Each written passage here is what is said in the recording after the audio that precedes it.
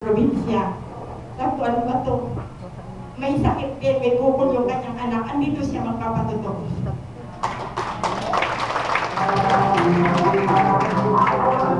Morning po sa inyong lahat. Nandito po ako sa ngayon sa harapan ninyo para mag-testimony. Ako po ay kapatid ko ng kabatang kapatid ko ni Atenea Rivera. Umpisa ko sa magpasalamat tayo sa Panginoon dahil po sa Kanya, siguro wala na po yung anak ko.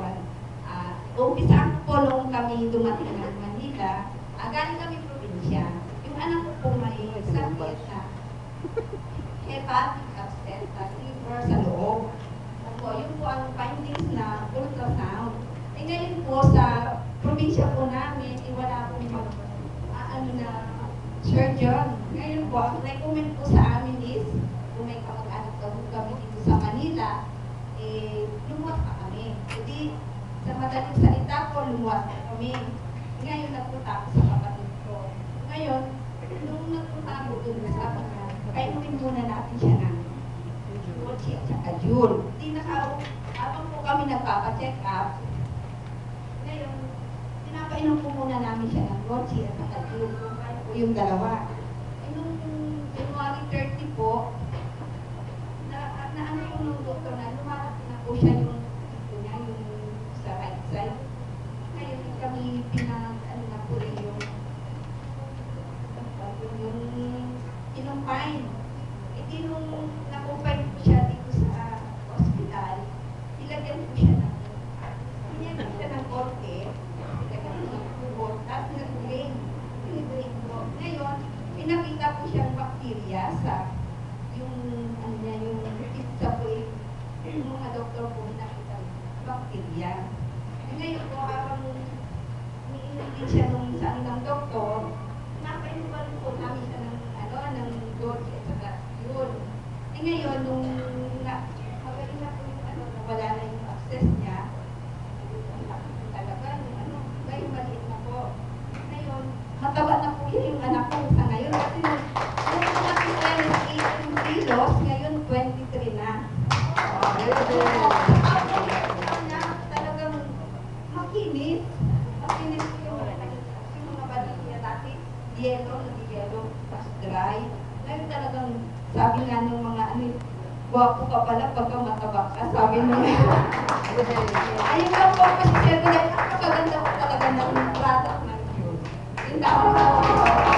Good morning po. Ako nga po pala si Marilyn Langkino from Montalban. Bali po nakilala ko yung free life dahil sa friend ko.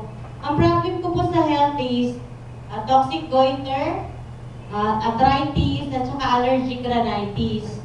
10 years po akong nagme-maintenance sa thyroid ko.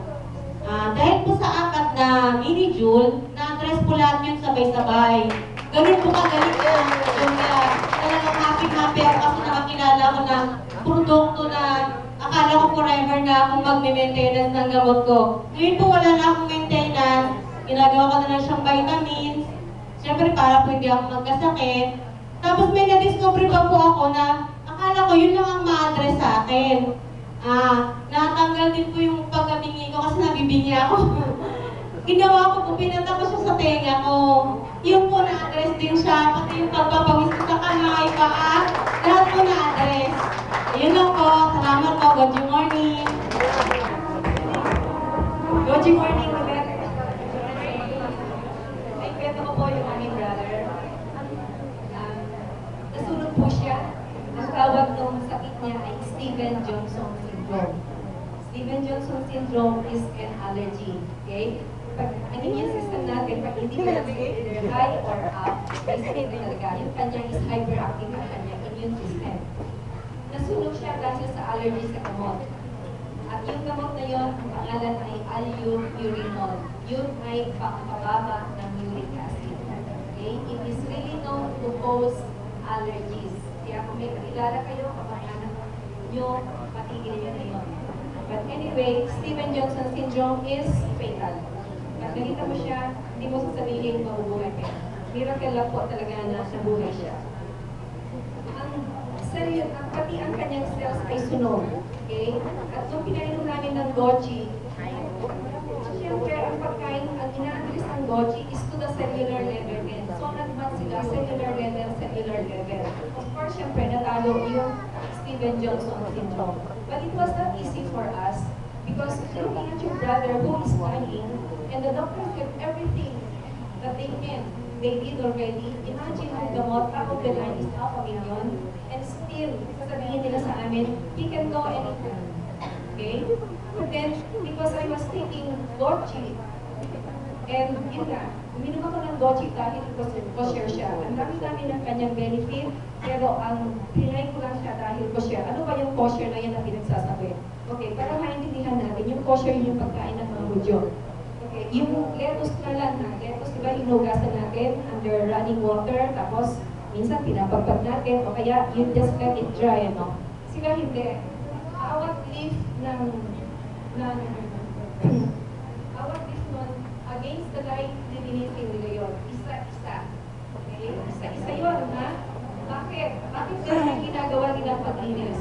Because it is commanded in them that they are not supposed to eat any insect that is present in any vegetable. Okay? So, sinusunod nila yun. And of course, that's only one part of kosher. Marami pa rin ito. But because of that, I could eat. I was taking it for 2-3 weeks, but then my brother came, he was this.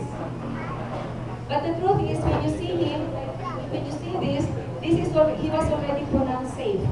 So imagine niyo yung bago pa siya pronounced safe. Nakabalot po yan ng stick kasi nagdudugo. Sunog siya, hindi mo na naiintindihan yung sinasabi kasi inflamed lahat yun sa loob. Yung mata niya, dikit niya kasi inflamed. Ganon. So, after, this is now taking 2 bottles of goji and 1 bottle of juice. Okay? After, yeah, this is on a Thursday, a week after, pronounced safe na siya, and then on that Saturday, that following weekend, lumabas na siya ng ICU. Okay? Ang sabi ng mga doktor, he can go anytime, and that's when my sister-in-law decided to obey me, to give goji in its full strength. Sabi ko sa kanya, ipalakta ko yan. Pero binigay pa lang niya kalahating litro, araw-araw, for 4 days. But praise God, it worked. Okay? Sabi ng mga doktor sa amin, he will go home na merong nakasaksak sa kanya na antibiotic. Alam niyo, umuwi siya, naglalakad. Walang nakasaksak sa kanya. Ang sabi nila sa amin, sabi ng mga doktor, he will stay in the hospital 4 to 6 weeks. So, 1 month to 1.5. Pero lumabas siya 23 days. Ang sabi ko sa kanya, nagkamali ako ng bilang. 26 days na sa hospital, hindi, no? 23 days ako. Sabi niya ganyan. That happened August 7 of last year. He is now back to work. At pag nakita niyo siya, walang ka-trace-trace na nasunog siya.